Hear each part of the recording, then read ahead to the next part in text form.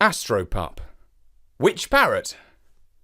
Hello, this is Richard, and I'm here with the next part in our mini saga about the two parrots.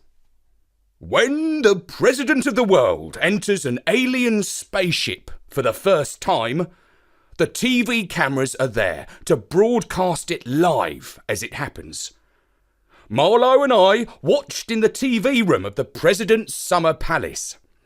We saw the two parrots hop out of a limousine, and even I, who knew our president better than anyone else in the whole wide universe, could not tell which was him and which was the pirate. They walked side by side up the gangplank into the mouth of the feline battle cruiser. They looked so comfortable together. You might have thought they were lifelong friends, or perhaps twins. The TV commentator said, "Earlier this year, the world elected a parrot as its first president. Who could have said that a mere 3 months later, an extraterrestrial bird so alike to our own leader would land in a spaceship for this historic meeting?" I would say that the president is doing a rash and foolish thing, commented Marlowe. But since he's meant to be so brainy, who am I to say it? "I can tell you now," I barked loyally. "He is the last parrot to be rash or foolish." And then I thought for a moment. By the way, what does rash mean? Marlowe ran my gruffs through an app on his phone that translated them into human speech. As he listened to the playback, he nodded before replying, "Well, rash means, like, acting suddenly, perhaps unwisely, on the spur of the moment without thinking. It's a dangerous trait to have in a president." "Oh," I said.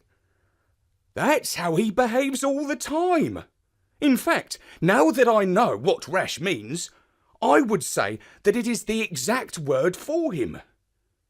Are you saying that it's not good to be rash if you are president of the world?" "No, it isn't," said Marlowe, shaking his head. "Oh," I said.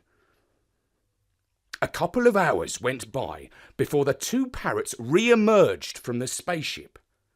Again, the world's TV cameras were focused on the alien encounter. The friends walked down the gangplank together. The TV commentator said, "The president takes his place on the back seat of his limousine and flaps a fond thank you to the alien parrot. The visiting parrot seems lost in thought. Perhaps he too finds this whole encounter quite extraordinary." "If you ask me," said Marlowe, "the visiting parrot looks like he's about to keel over." And it was true. He was wobbling from side to side. When the camera gave us a close-up of his face, I would say he looked like a sick parrot. "Perhaps something he ate didn't agree with him," I suggested. We watched the limousine pull away. The commentator purred. "I think it is no exaggeration to say that after today's proceedings, the world will never be the same again." It seemed to escape his attention that the visiting parrot was leaning on the side of a six-limbed spacehound as he returned to the ship. The alien did not seem well at all. "I don't suppose it's possible," said Marlowe. "Like, it's just a thought, but do you think perhaps the president poisoned him? Passed him a bad nut or something? Is that why he visited him in his spaceship? To get rid of him?" "I wouldn't like to say," I woofed. I did not like to think of my old friend doing something evil like that. We did not have to wait very long before we were able to speak to the president in person. Or perhaps that should be in parrot. Well, no, whatever. He arrived back at the Summer Palace within the hour. We waited for him in the throne room. As he stepped in, flanked by 2 bodyguards, he said, "Bow!" "Bow wow?" I asked. "No, you stupid mutt! Bow down!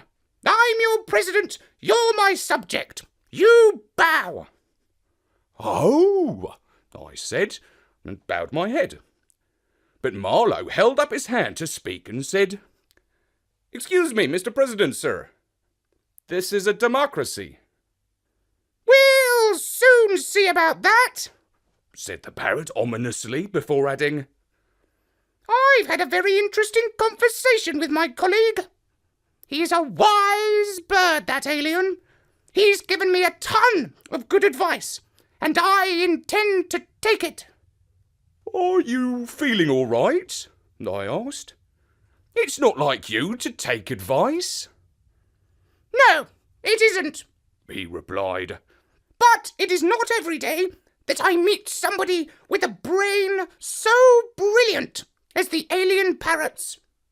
Why, he's so smart, he could be me!" His mood was so light and happy, he could almost have been in love. He was hopping around on the backrest of his throne, flapping his wings, and practically cooing like a dove. Then he looked at me and squawked, "Astropup, you're a top dog. How would you like to be a space hound?" "What would I have to do?" I asked. "Oh, it's just a minor operation," he said. "To sew on a couple of extra limbs, followed by a brain implant to make you unquestioningly obedient, and then 6 months military training. After that, you'll be able to travel the universe and shoot cats. It's a great career for a dog, no?" "No, thanks," I said. "I've already seen the universe, and I prefer to stay at home." "Oh, well," said the parrot. "I'm sure there will be no shortage of volunteers." And that was how we were the first to hear of his plan to recruit an army of dogs to convert into space hounds. There were indeed volunteers. First came the stray, desperate dogs who had nothing to lose. They weren't necessarily the fittest physical specimens. Then the world government started to offer good money to owners to hand over their pets. It was all presented as being in a good cause, the best, in fact, to help save the universe from the cat people. They must have cut the 6 months military training back, because by the end of the summer, we started to see space hounds patrolling the streets. A scary sight. Particularly if you were a cat. Yes, you can't call me a friend to cats. Not just the alien cat people, but also the domestic sort, who creep uninvited into your back garden and stalk innocent little birdies. Hurrah! I'm no laggard when it comes to chasing a cat up a tree. But shooting moggies on sight, surely that's not sporting. Those space hounds were armed with laser guns, and they were trigger happy. All it took was a scent or a glimpse of a cat, and lasers would be flashing across the street. The sound of sirens would fill the air, and a truck full of hounds would pull up, cordon off the area, and wrap barbed wire around the trees. There were reports of the hounds leaping across fences and hedges and letting off lasers in family gardens. Marlowe tried to tell the parrot that the situation was becoming intolerable. But all he got for his pains was a threat that he could soon be the first human to be converted into a space hound. I've never seen him look so frustrated. He thought that if the parrot did not change his ways, he would soon have revolution on his hands. There were already demonstrations on the streets. People were marching alongside dogs, and yes, cats too. For the first time in history, dogs and cats were uniting in a single cause. The chanting went something like this. Stop the parrot! Save our pets! Ruff, ruff, ruff! Meow! Often there would be confrontations with the space hounds. The lasers would come out and the demonstrators would scatter in all directions. Throughout those turbulent days, Marlowe and I went for daily walks along the beach, and he would throw my ball into the surf for me to run out and fetch. Later, when I had shaken myself dry, we would sit and gaze out to the horizon. It was at times like these that he could speak some of his thoughts out loud to me. They were dangerous thoughts, and I was the only being he trusted to keep them confidential. One day, he said to me, I knew that Mr. President was on the nutty side, but I didn't actually think of him as an evil dictator. Well, I said, chasing away a suspicious-looking seagull. You can't be too careful about who's listening to your conversation these days. When I came back, wagging my tail, he said, You know, Astropup, you've travelled the cosmos with the parrot. You must know him better than anyone. What would be your reaction if I were to say to you that he's not the same parrot you knew? What if I were to say to you that, in fact, that day he went into the feline spaceship, he came out again a different bird? Literally. Like he was switched. Switched on or off? I asked, gruffing into his translation app. Not switched like that, he replied. Swapped, taken prisoner. In other words, Mr. President is not Mr. President at all, but Mr. Pirate Parrot. A scarily similar kind of bird, only more evil. Much, much more evil. I said, which translated into English means, Don't ask me about all that clever stuff. I'm just your dog. But you don't think I'm positively wrong? Asked Marlowe. No, I said, I think you're positively right. He even smells like the pirate parrot. Sort of musty. You never told me that before, exclaimed Marlowe. You never asked, I replied. Do you think it's important? Yes, I do, he said, leaping to his feet. I think it is the most important fact in the world right now. I knew that look in Marlowe's eye. He was determined to do something. It made me uneasy. In my experience, doing something always leads to trouble.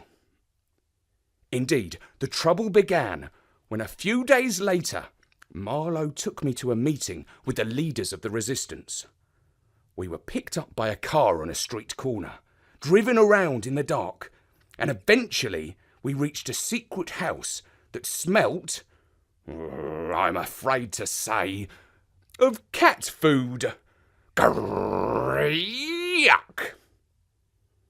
There was a bowl of dog biscuits on the floor, but they were outstunk by the feline food. Indeed, this branch of the resistance had 3 leaders, a dog, a cat, and a human. The dog was a spirited Jack Russell, called, rather originally, Jack.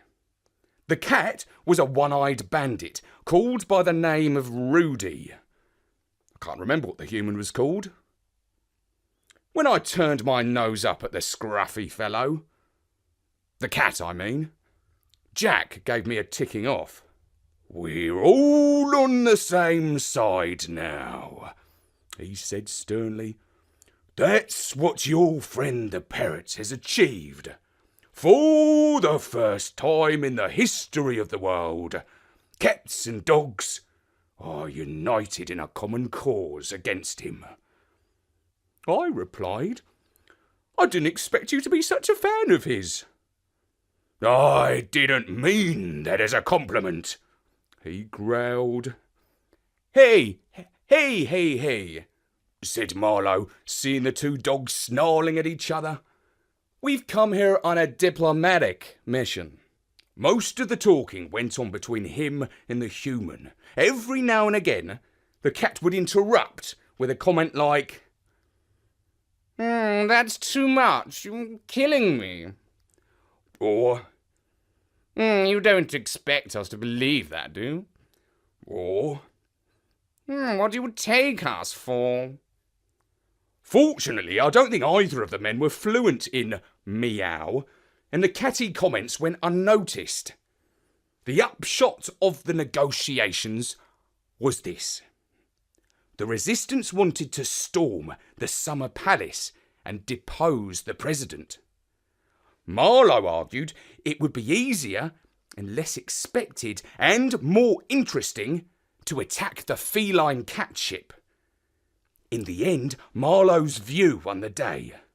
I think they realised that the Summer Palace would involve a huge battle, and they weren't ready for it yet. The attack on the feline spaceship was a brilliant example of cooperation between previously warring species. The advance guard was led by a troop of 3 black cats. Their task was to slip between the space hounds who guarded the perimeter of the craft. They crawled on their bellies through the night, gripping plastic explosives between their teeth. They climbed up onto the roof of the ship and silently slid down behind the backs of 2 guards on the door of the ship. When they had placed the charges around the hinges of the door, they slid away silently. Half a minute later, a huge kaboom shook the harbour and the door blew off the spaceship. A squad of attack dogs bounded up the ramp while the human rebels opened fire with laser guns. The objective of the mission was to bring out the parrot who was somewhere inside the ship. If he was alive, we were to bring him out alive. I went inside to sniff him out, for I knew his scent better than anyone. "Ruff, ruff," I said. "Parrot, my old friend, where are you?" I asked in every corner of the ship, but he was nowhere to be found. Outside, barks and the zap, zap, zap of laser guns. And then Marlowe said, "Hurry up, Astropup! The government forces are counter-attacking!" Lasers were already shooting through the open door and bouncing around the spaceship. "Astropup, I think we've had it," said Marlowe. Not yet, you haven't, said a sleepy, squawky, unmistakable voice. "Parrot," I said, "is it you?"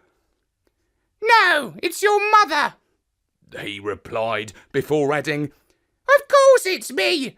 Who do you think it was? I could see him now, sitting in a cage suspended from the rafters of the ship. "Well, you could be the alien parrot," said Marlowe. "And you could be the presidential parrot." "No," I woofed. "That's him all right, my old friend the president. Only he could be sarcastic at a time like this." Are we playing Guess Who I Am? Or are we trying to make a spectacular escape? asked the parrot. "We're trying to guess who you are," I said. Well, I suggest that Marlowe gets over to the control panel and I tell him how to fly this object, said the president. Which was how, just as the government forces were about to board us, the whole ship rose up from the harbour and fired lasers back down at them. From the ground, It must have looked like the War of the Worlds. I watched the laser show from one of the portholes, and it was pretty good to see our attackers scattering this way and that. I barked at them, "Serve you right for backing the wrong parrot." Head for the palace! Screeched the right parrot. I'm going to unperch that imposter! And that was the story of Astropup, Which Parrot? And we'll be back soon with the next instalment of the Astropup saga on storynori.com. But for now, from me, Richard, goodbye.